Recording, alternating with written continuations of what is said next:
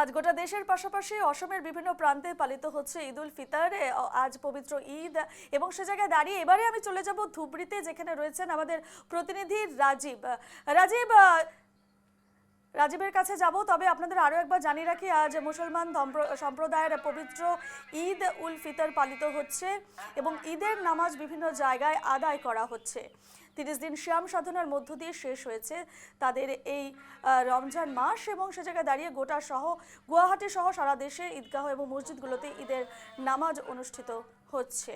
আমরা চলে যাব ধুবড়িতে, যেখানে রয়েছেন আমাদের প্রতিনিধি রাজীব। রাজীব, প্রথমে জানাচ্ছি ঈদের অনেক শুভেচ্ছা এবং ঠিক ধুবড়িতে কি পরিবেশ চোখে পড়ছে এবং কেমন ঈদ উদযাপন হচ্ছে ধুবড়িতে?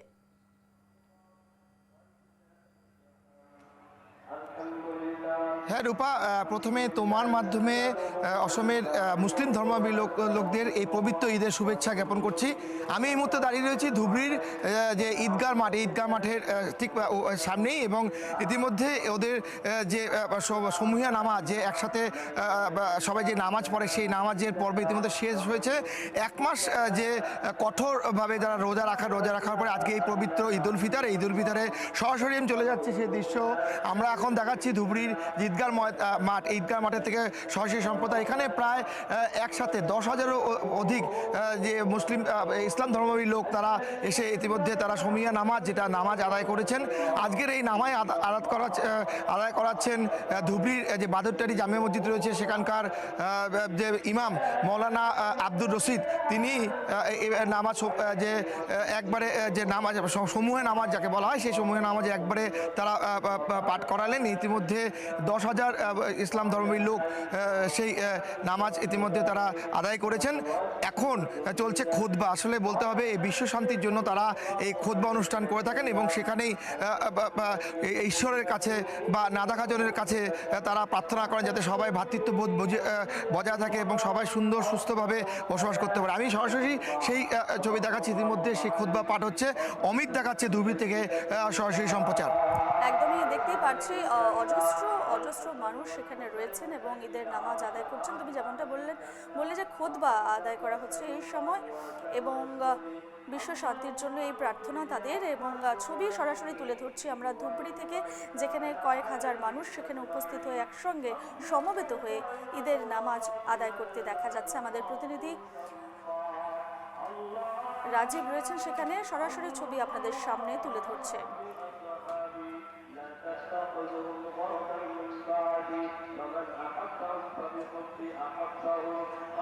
দেখো রূপা, আরেকটা কথা বলতে হবে যে গতকাল রাতে এখানে আসলে বলতে হবে যে প্রচণ্ড বৃষ্টিপাত হয়েছে এবং সেখানে কিন্তু তুমি যে দেখতে পাচ্ছ যে এই ঈদগাহ মাঠে কিছু জায়গা খালি রয়েছে, কারণ মাঠ ভিজে গেছে। আজকে সকাল থেকে কিন্তু কিছুটা যে আবহাওয়া কিছুটা স্বাভাবিক হয়েছে, যার কারণে কিন্তু এভাবে কিন্তু নাহলে কিন্তু এই ঈদগাহ মাঠে আরও বেশি লোকের সমাগম হয়। যা হোক, এই মুহূর্তে তারা সেই জায়গাতেই নিজে জায়নামাজ যেটাকে বলা হয়, যেটাকে পেতে তারা নামাজ আদায় করেন, সেটা দিয়েই তারা বসে আছেন। এবং যেহেতু একটা মাস কঠোর সংযম করে তারা আসলে রোজা পালন করেন এবং রোজা পালন করার পরে আজকে সেই পবিত্র ঈদ উল ফিতর, এরপরে এরা প্রত্যেকজন মুসলিম ধর্মের লোক একজনকে তারা আলিঙ্গন করবেন, তাদের বাড়িতে যাবে। এবং একটা কথা জানিয়ে রাখি বা ধুবড়িতে কিন্তু একটা প্রচলন আছে যে ইসলাম ধর্মের লোক সকলে কিন্তু অনেকে হিন্দু লোকও তাদের বাড়িতে তাদেরকে আমন্ত্রিত করেন এবং বিভিন্ন সুস্বাদু খাবার দিয়ে তাদের আপ্যায়ন করেন, এবং সেটা কিন্তু এবারও দেখা যাচ্ছে, কারণ ইতিমধ্যে আমরা অনেক জায়গার থেকে আপ্যায়ন পেয়েছি। যাই হোক, এই মুহূর্তে আমরা সেই দৃশ্য দেখা, সেটা আমি পরে বলবো, কিন্তু এখনও খুতবা চলছে। খুতবার একটা বিশেষত্ব হলো যে তারা বিশ্ব শান্তির জন্য কিন্তু বা বিভিন্ন সম্প্রদায়ের লোকের মঙ্গল কামনার্থে এই ধরনের প্রার্থনা করেন, এবং সেটাও কিন্তু এবার কিন্তু ব্যতিক্রমী। আমাদের দেখতেই পাচ্ছ যে প্রায় 10,000-এরও অধিক লোক ইতিমধ্যে তারা এই যে সমূহিয়া নামাজে তারা অংশগ্রহণ করেছেন। যেহেতু কি মাঠের কিছু জায়গা এখনও ভেজা রয়েছে, যার জন্য কিন্তু সেখানে লোকেরা কিন্তু এই বাইরে যে বাইরের দৃশ্যটা যদি আমরা দেখা যায়, যেহেতু আমরা অনেকটাই দূরে রয়েছি, সেখানে কিন্তু যথেষ্ট সমাগম হয়েছে। যে আমি আবার সরাসরি অমিতকে বলবো নিউজ লাইভ বাংলা দর্শকদের সেই যে ঈদের সমূহ নামাজের দৃশ্য আমাদের নিউজ লাইভ বাংলা দর্শকদের দেখিয়ে থাকে। একদমই। রাজীব, আরও একটি প্রশ্ন এই মুহূর্তে আমি তোমাকে জিজ্ঞেস করবো, যেহেতু পবিত্র ঈদ আজ এবং সামনে নির্বাচন রয়েছে, এই ঈদের প্রতি লক্ষ্য রেখে এবং নির্বাচনের প্রতি লক্ষ্য রেখে প্রশাসনিক ব্যবস্থা ঠিক কি নেওয়া হয়েছে?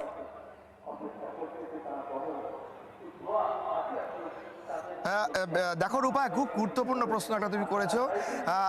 যেহেতু নির্বাচন রয়েছে, 9 তারিখে নির্বাচন সব জায়গা হবে এবং ঈদ, এই দুটোকে ঘিরে প্রখর নিরাপত্তার ব্যবস্থা, যে মানে বলতে হবে নিরাপত্তার লৌহ বলে কিন্তু মুড়ে ফেলা হয়েছে সমস্ত ধুবড়ী জেলা। যেহেতু এই জেলায় একটা বিষয় হচ্ছে যে বাংলাদেশ সীমান্ত সামনে রয়েছে, এখানে মেঘালয় সীমান্ত রয়েছে, পশ্চিমবঙ্গ সীমান্ত রয়েছে, সেই জন্য কিন্তু বলতে হবে যে নিরাপত্তা ব্যবস্থা যথেষ্ট প্রখর করে তোলা হয়। আমি পুরো আবার বলবো যে থ্রি টায়ার যে নিরাপত্তা ব্যবস্থা এখানে করা হয়েছে এবং প্রায় আমি তোমাকে জানিয়ে রাখি, ইতিমধ্যে প্রায় 10 কোম্পানি নিরাপত্তা রক্ষী বাহিনী, সিআরপিএফ বাহিনী কিন্তু ধুবড়ীতে মোতায়েন করা হয়েছে। এবং যেহেতু ঈদ এবং এখানে যে নির্বাচন, এই দুটো একবারে চলছে, তার মাঝখানে আরেকটা অনুষ্ঠান হচ্ছে যে আগামী 26 তারিখে কিন্তু এখানে অশোক অষ্টমী মেলাও রয়েছে। কারণ এই অশোক অষ্টমী মেলাতে প্রায় 1 লাখের অধিক কিন্তু ভক্তপান যারা রয়েছেন, যারা ভক্ত, তারা কিন্তু ব্রহ্মপুত্র নদীতে এসে পবিত্র স্নান করেন। সেই জন্য তুমি বুঝতে পারছো যে আর মাত্র 4-5টা দিন রয়েছে, প্রশাসনের কতটা চাপ রয়েছে, সব যাতে সুস্থভাবে চলে সেই জন্য কিন্তু তারা অহরহ মিটিং করছেন এবং বিভিন্ন জায়গায় তল্লাশি চালানো হয়েছে।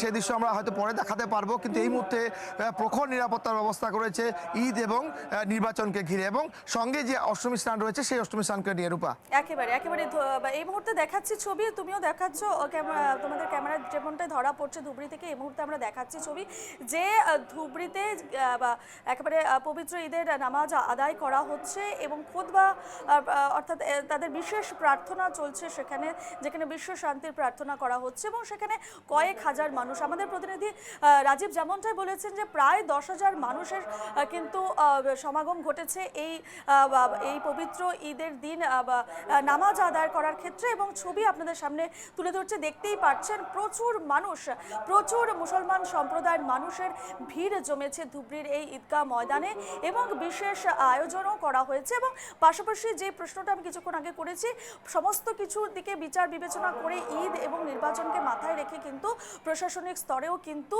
কঠোর নিরাপত্তা ব্যবস্থা গড়ে তোলা হয়েছে। রাজীব, আপাতত তোমাকে এই মুহূর্তে ধন্যবাদ জানাচ্ছি। পরবর্তী সময় তোমার সঙ্গে আবারও আমরা যোগাযোগ করবো এবং ছবি দেখাবো, ধুবড়ীর ছবি তুলে ধরবো, যেহেতু আজ পবিত্র ঈদ। ধন্যবাদ।